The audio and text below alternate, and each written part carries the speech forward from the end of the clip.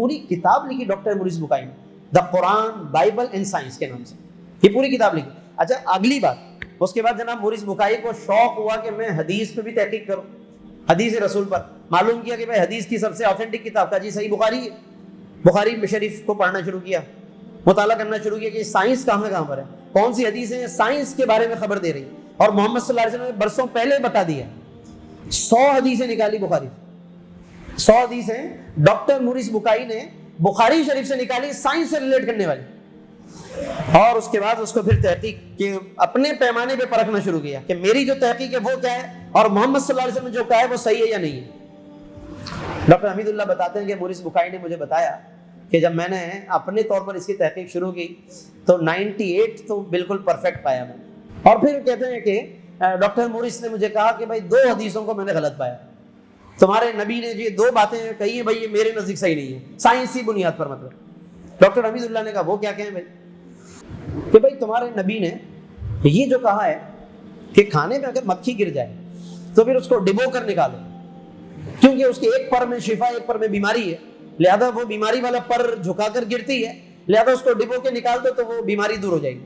میں اور ہم اس بات سے متفق نہیں ہیں، سائنس اس بات سے متفق نہیں ہے، لہذا تمہارے نبی کی 98 باتیں ٹھیک ہے بالکل۔ تو کہا کہ پھر نتیجہ کیا ہے، کہا کہ نتیجہ یہ ہے کہ غلط باتیں بھی ہیں، لہذا میں تو متفق نہیں ہوں پوری طرح سے، قرآن کے ساتھ تو اتفاق کیا لیکن حدیث کے ساتھ نہیں۔ تو ڈاکٹر حمید اللہ نے پھر ان کے ساتھ انہی کے لہجے میں بات کی، کہا کہ اچھا ذرا اب میں آپ کے سامنے آپ ہی کا اسٹینڈرڈ رکھ دیتا ہوں کہ سائنسی تجربات، چونکہ سائنس تو تجربات کا نام ہے نا، کہا بالکل۔ تو کہا کہ آپ کے ہاں جب کوئی چیز 2 مرتبہ تجربہ کیا جائے تو کتنے نمبر دیتے ہیں آپ؟ کہا جی 50 یعنی 50% بالکل ٹھیک ہے یہ۔ اچھا اور اگر 4 اور 5 دفعہ تجربہ کر لے پھر؟ کہا پھر 100% صحیح ہے وہ، ہم تو تجربات پہ چلتے ہیں اور 100% وہ تو صحیح کہتے ہیں۔ تو جب آپ فرمایا حضرت نے ڈاکٹر حمید اللہ صاحب نے اپنے دوست ڈاکٹر مورس بکائی سے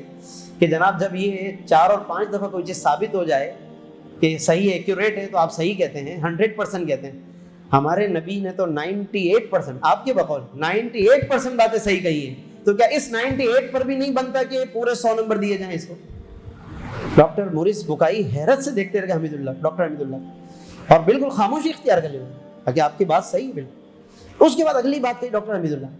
کہا میں آپ سے پوچھتا ہوں کہ آپ کس چیز کے ڈاکٹر ہیں، ہیومن باڈی کے ڈاکٹر ہیں یا اینیمل باڈی کے ڈاکٹر ہیں؟ کہا میں ہیومن باڈی کے ڈاکٹر ہوں، انسانوں کی باڈی پر اب تک میں نے ریسرچ کی۔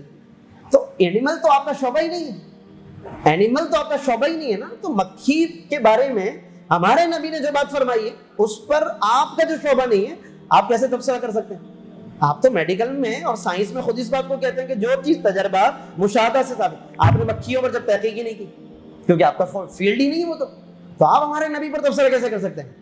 کہا یہ بات بھی صحیح ہے، یعنی اس پر بالکل ان کو لاجواب کر دیا کہ بھائی آپ خود کہتے ہیں کہ سائنس سے اس بات کو پروف کرتی ہے کہ بعض جانوروں کی نسلیں فنا ہو جاتی ہیں، ختم ہو جاتی ہیں، ہو سکتا ہے کہ اس زمانے میں کچھ ایسی مکھیوں کی نسل پائی جاتی ہو جس کے بارے میں اللہ کے نبی نے بات فرمائی ہو، یا عرب دنیا میں کوئی ایسی قسم پائی جاتی ہو جو یہاں نہ پائی جاتی ہو، آپ کے ملک میں نہ پائی جاتی ہو،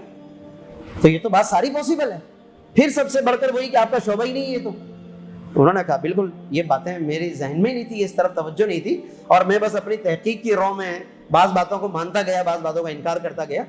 بہرحال یہ ایک پورا زبردست بڑا ایمان افروز واقعہ ہے جس نے مورس بکائی کو بھی خاموش کر دیا، اور شاید کہ وہ آگے بعد میں ایمان لے کر آئے، مجھے اس کا معلوم نہیں ہے۔